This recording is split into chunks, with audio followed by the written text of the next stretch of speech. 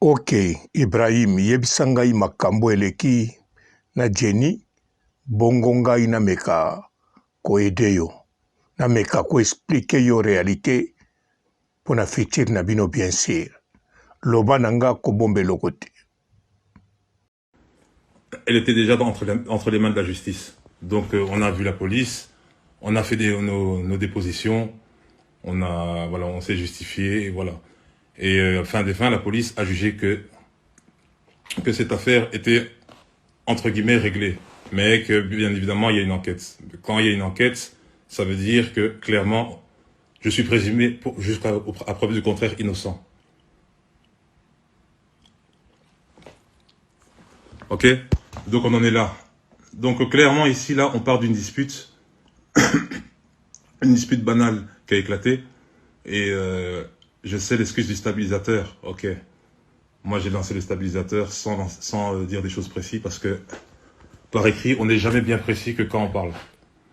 Donc voilà, là, clairement, je vais apporter l'éclaircissement, donc c'est parti d'une dispute banale, et voilà. Donc comme dans chaque couple, ça a éclaté, comme dans chaque couple, ça a éclaté, et clairement, il y a eu des coups. Voilà, donc je suis pas là pour blâmer Jenny, mais il y a eu des coups comme dans chaque dispute, mais des coups venant de sa part. Bousculades, rien d'agressif, mais des coups. Voilà, il y a eu des bousculades, tout ça, et voilà. Et clairement, moi, faut savoir que j'étais à 1 heure, donc j'étais à 1 heure de partir à mon tournage. Donc de là où il y avait le stabilisateur au salon, enfin au couloir, pardon, il y avait des stabilisateurs au couloir. Il y avait un peu tout le matériel, parce que c'est du matériel que j'avais loué. Et elle, sous l'énervement, donc voilà, c'est parti en bousculade. Le stabilisateur est tombé premièrement, elle a donné un shot sur le stabilisateur est tombé derrière mon dos. Clairement, bon, moi j'essaie de la calmer, parce que moi elle me disait de sortir. Mais j'étais justement venu chercher mes affaires pour sortir, pour partir au tournage. C'est ça le truc. Elle a mis des coups sur le stabilisateur est tombé. Moi, je tenais évidemment un stabilisateur entre mes mains. Je me suis retourné clairement pour lui dire d'arrêter, pour séparer, parce que je vois qu'elle est montée. Je vois qu'elle est remontée. Je vois clairement qu'elle est remontée. Donc moi, qu'est-ce que je me dis? Moi, je reçois des coups. Je reçois des coups. Clairement, moi, je me retourne. Et là, justement, je vois qu'elle tombe par terre. Là, quand je vois qu'elle tombe par terre, clairement, moi, je me dis que c'est une blague. Je suis en train de rigoler. Moi, clairement, je me dis que c'est une blague. Là, Jenny, là, c'est une blague. Et non, là, je vois qu'elle crie. Et là, je me retourne. C'est là que je vois qu'il y a eu la petite bosse. Il y a d'abord eu une petite bosse. Première réflexion, j'étais super étonné. Elle a commencé à se rouler par terre, puis paf, directement, je vois une grosse bosse. Moi, je me dis, tu vois, je deviens fou, tu vois. Entre-temps, voilà, elle a crié à l'aide, la police, tout ça. Avant que la police arrive sur les lieux, moi, j'avais pas envie d'être menotté. Je suis parti au commissariat. Ils ont pris 3 dépositions de moi. Donc, j'ai été auditionné 3 fois au commissariat. Et le commissariat l'ont également auditionné. Le commissariat ont fusionné les 2 versions. Et ils ont jugé que, pour le moment, j'étais innocent. Voilà, clairement.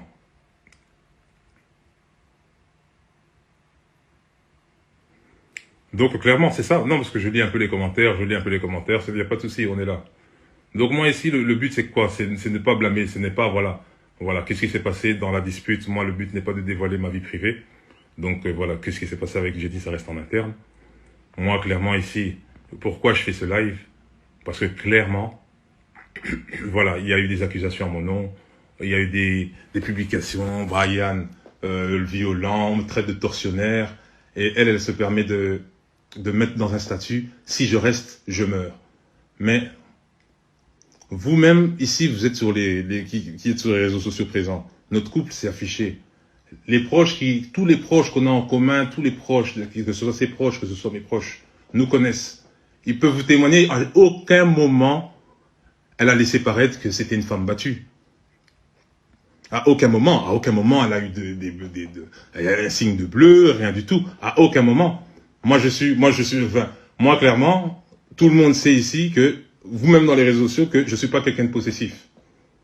Rien de là. La preuve en est, elle voyage, elle va au Sénégal, elle va en Côte d'Ivoire, elle voyage, elle fait sa vie. Moi, clairement, on a bien sûr une discussion. Elle me demande bien évidemment, est-ce qu'elle peut aller là-bas? Mais bien sûr, je l'autorise. Je dis, tant que tu peux t'épanouir, épanouis-toi. Moi, je suis pas derrière elle. Tous les personnes là, tous les danseurs, parce que c'est une danseuse professionnelle, tous les danseurs que vous voyez peuvent tous vous témoigner ici. Moi, je ne suis jamais derrière son dos. Je la laisse faire sa vie.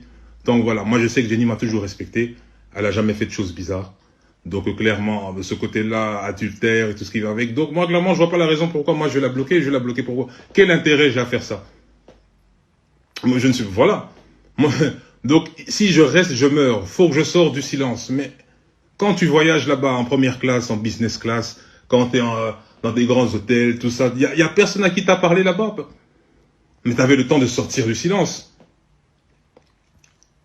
Voilà, mais tout ça, encore une fois de plus, moi je vais vous dire, le statut le statut qu'elle a rédigé, où il y a vraiment de la diffamation d'infos, c'est dû à ses proches, à elle, qui l'ont engrainé dans sa tête. Des proches à elle qui sont jalouses de son succès, de tout ce qu'elle a, de comment on vit. Ils sont venus, ils l'ont engrainé. Voilà aujourd'hui où on en est. Moi, clairement.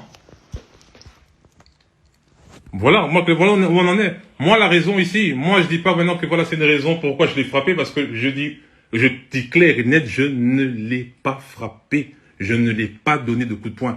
Donc, moi, clairement, j'ai pris un coup de poing, je l'ai mis dans l'œil, maintenant. Et je vous dis qu'à ce moment-là, j'étais au moment, donc, parce que je suis en train de, voilà, tourner ma série, ma nouvelle série. Donc, j'étais à 1 heure de tourner de tourner mes capsules vidéo. À quel moment je vais lui mettre une pêche? Et même si on ne tape pas une femme, déjà on ne tape pas une femme, déjà je du principe, déjà de base on ne tape même pas une femme, déjà de base. Et c'est là où je vais lui mettre un coup de poing, vraiment, vraiment, je vais appuyer, voilà, même qu'il y a eu des là, je vais appuyer pour, voilà, non. Clairement, moi je ne suis pas de ce pain. Voilà, maintenant il y a eu des statuts, il y a eu du jugement. Il y a eu du jugement, il y a eu, voilà. Oui, Brian il est violent, Brian c'est un tortionnaire, Brian, tout ce que vous voulez. Mais clairement, la justice sait, elle-même, elle sait au fond d'elle. De toute façon, ouais, il y a la conscience. Donc voilà, il y a la conscience. Elle-même, elle sait au fond d'elle que tout ça, c'est faux. Bien sûr, je dis pas que je suis l'homme parfait. Je dis pas que, oui, non. Il y a des hauts et des bas dans tous les couples. Oui, il y a des moments de bonheur, il y a des moments de malheur, bien évidemment. Mais là, ici, c'est exposé, tu vois. Et de manière très extrapolée, tu vois, à un point de dire que moi, je suis un tortionnaire. Mais où? Où?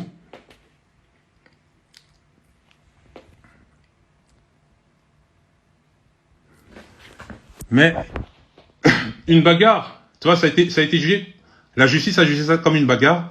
Pourquoi? Parce que bien évidemment, elle m'a poussé. Elle m'a poussé. Moi, clairement, écoutez, moi, clairement, je suis pas là pour, voilà, me dire qu'elle m'a poussé, elle m'a fait ci, blabla. Mais comme c'est là, c'est dans la version des faits. Donc, je suis obligé de mentionner qu'elle m'a poussé, on en est arrivé loin pour que ça en arrive là, pour que cet accident en arrive là. Moi, clairement, c'est logique que j'ai des stabilisateurs en main avant d'aller à un tournage. C'est du matériel que j'ai loué. Vous verrez bien dans mes publications Instagram que, voilà, il y a bien des caméras, il y a bien, toi, les personnes qui me suivent savent très bien que ces derniers temps, j'étais souvent avec du matériel que j'avais loué.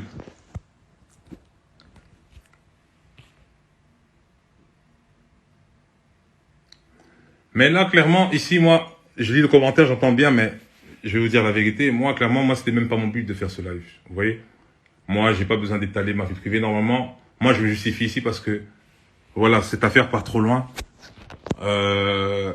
Des journaux, la télévision, tout le monde reprend, tout le monde commence à transformer, tout le monde commence à me traiter de fou, or que eux-mêmes, le RTL, RTBF, là, qui sont en train de faire des journaux sur moi, eux-mêmes, on s'est déjà présenté chez eux, avec Jenny. Il y en a même avec qui on a familiarisé tout ça, et eux-mêmes, pour faire de l'audimat dans leur petit truc là, ils commencent à poster comme ça notre vie privée. Mais bon, allez, c'est vrai, c'est le business, hein, vous savez, c'est comme ça, mais sans effet. Ça, je vous le dis clairement. Moi, j'ai rien à prouver. Moi, clairement, ici, moi, je fais ce live, clairement, parce que je sais que je suis innocent. Voilà, clairement, je vous parle, clairement, de...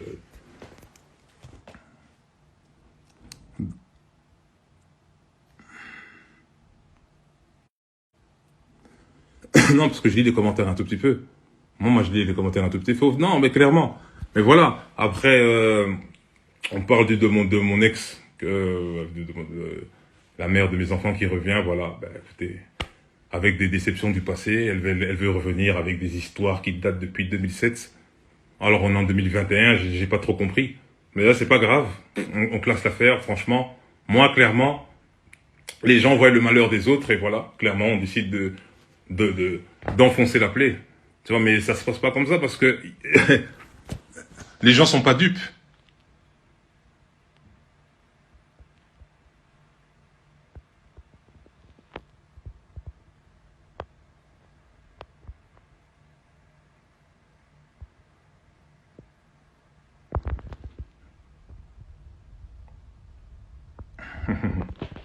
Non, ici clairement, moi clairement, je vous dis clairement ici, voilà, encore une fois de plus, voilà, bon, moi, je vais pas trop tarder, encore une fois de plus, si moi clairement j'étais coupable, croyez-moi que je serais bien en prison avec l'image qui défile là, croyez-moi que je ne serais même pas en train de faire ce live. Retenez bien ça. Franchement, si j'étais coupable, l'image là que vous voyez sur les réseaux, on serait déjà venu me chercher. Ça clairement, moi je te dis clairement. Et voilà, parce que je vois que les gens rejoignent le live. Les gens rejoignent le live. Clairement, je dis ici clairement, le stabilisateur ici que j'avais dans les mains, moi je me suis retourné, ça l'a touché, elle est tombée. Clairement, il n'y a pas de coup de poing. Franchement, en aucun cas, je l'ai mis un coup de poing. Voilà, comme ça on est clair et net. Moi ici maintenant l'affaire est à la justice. On a des avocats, clairement qui vont, voilà,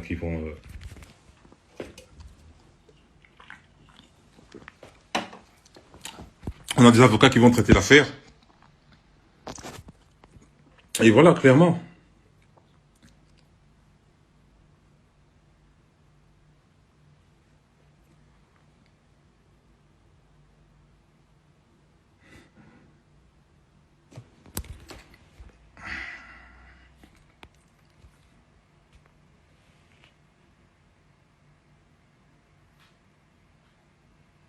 Non, mais ici, c'est même pas, tu sais, ici, c'est même pas question de qui sommes-nous pour que tu justifies. Ce n'est même pas question de ça. Moi, ça n'a rien à voir avec ça. C'est que clairement, ici, on me traite de tortionnaire. Moi, on me traite de tortionnaire. Mais ça, c'est très grave. Moi, je sais pas si vous vous rendez compte, hein. Moi, je vous parle comme ça, mais on me traite de tortionnaire. Mais c'est faux. Moi, clairement, ici, comme je dis, la famille de Jenny, de base, m'appréciait bien. Moi, ses frères, je m'entends très bien avec eux. Moi, j'ai toujours été là, on a toujours été ensemble. Jamais, à aucun moment, il y a eu des rapports. Oui, moi, je la brutalise. Moi, je fais ci, moi, je fais ça. Non, moi, clairement, non. Moi, ici, clairement, c'est que ses potes à Jenny l'ont engrainé, clairement, à faire ce statut.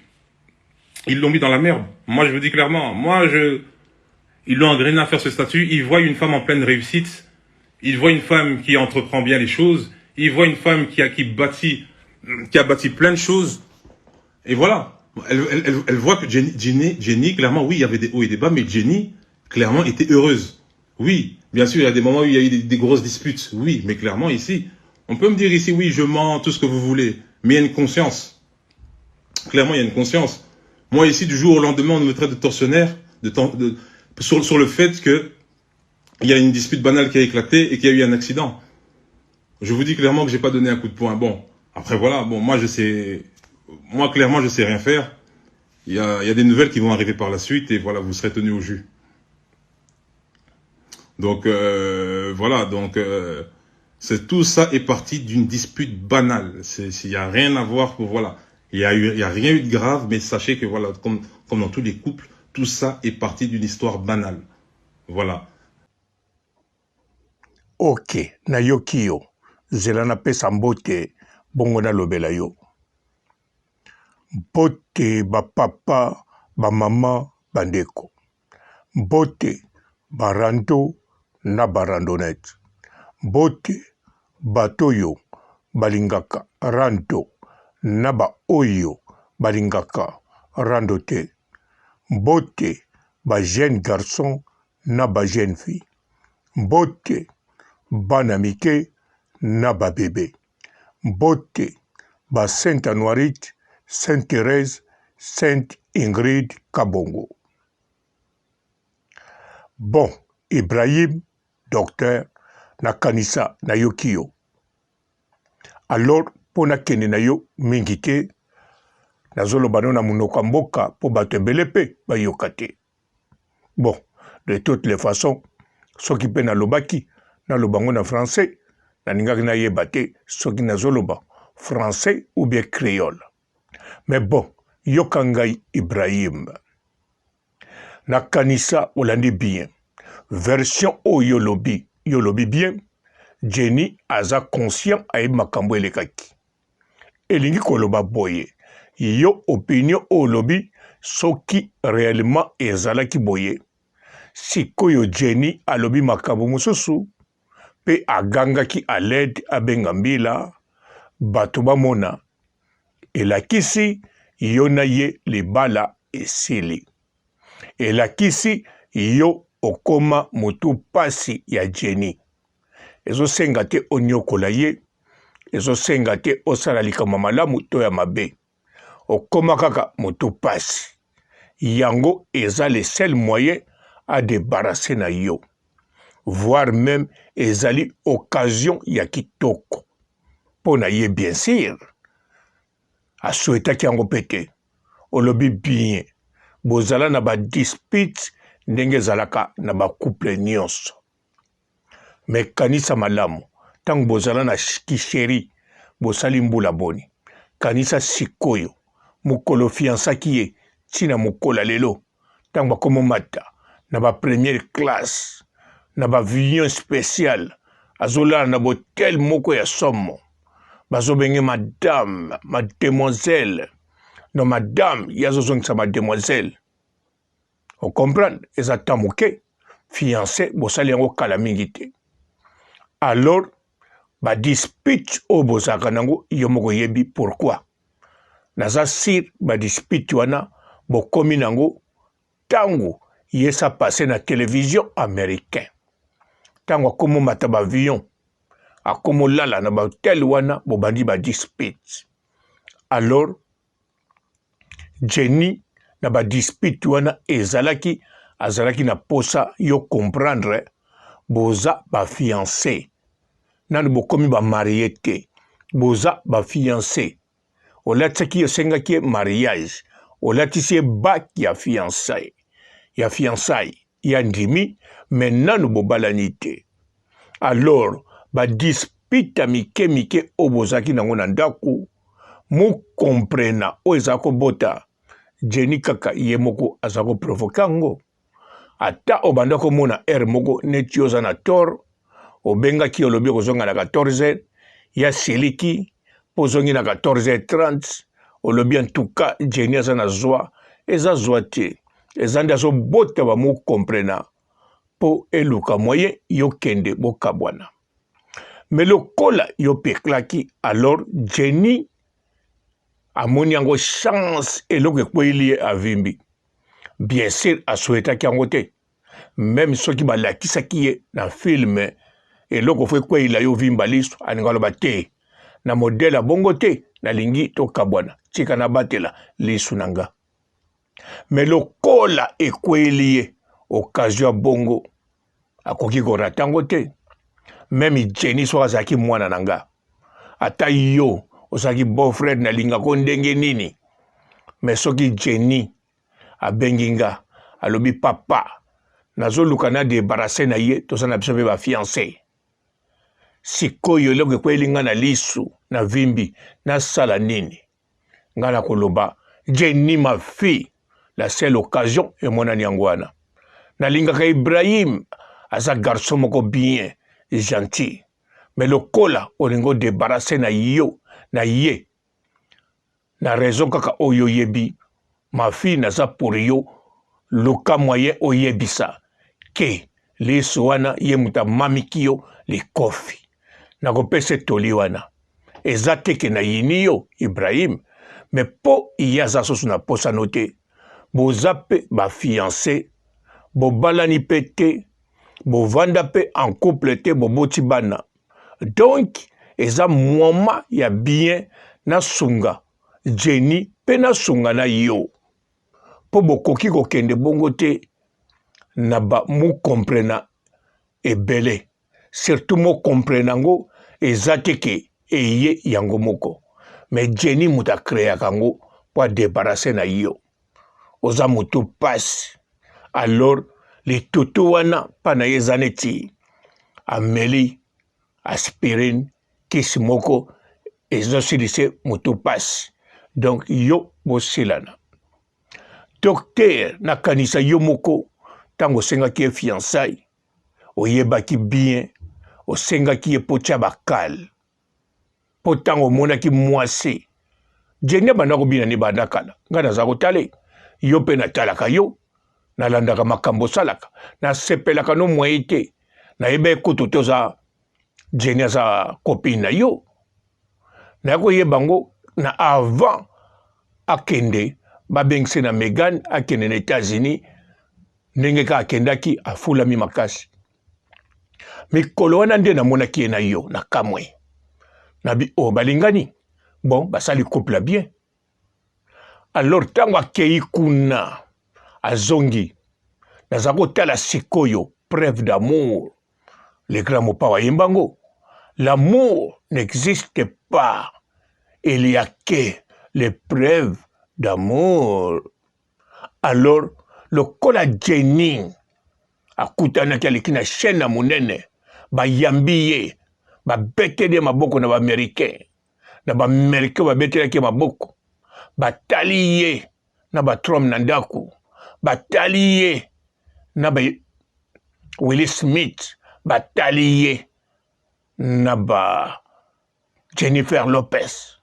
ba Rihanna surtout lokola akendaki kobina alors bachanteuse na bamusicien nyonso américain balandaki yango batala badanse oyo ya baafricaine oyo babengisi na États-Unis donc ntango amataki niveau nalobi fo natala mpenza preuve d'amour alors Jenny ayiye orie na sirveka kisheri na bino yo mpe mbangu nakanisi ekokisaki 1 mois te olatisi epete osenge na mariage en tout cas place wana Jenny bisika comprendaki eza risque mayebisaki yo te mpo boza na amour alingako yo mpo olingake mais modèle olatisaki epete mbangu ayebaki oyoyo eza pete ya jalousie pete ya kanga bue mais lokola yoza muta mayele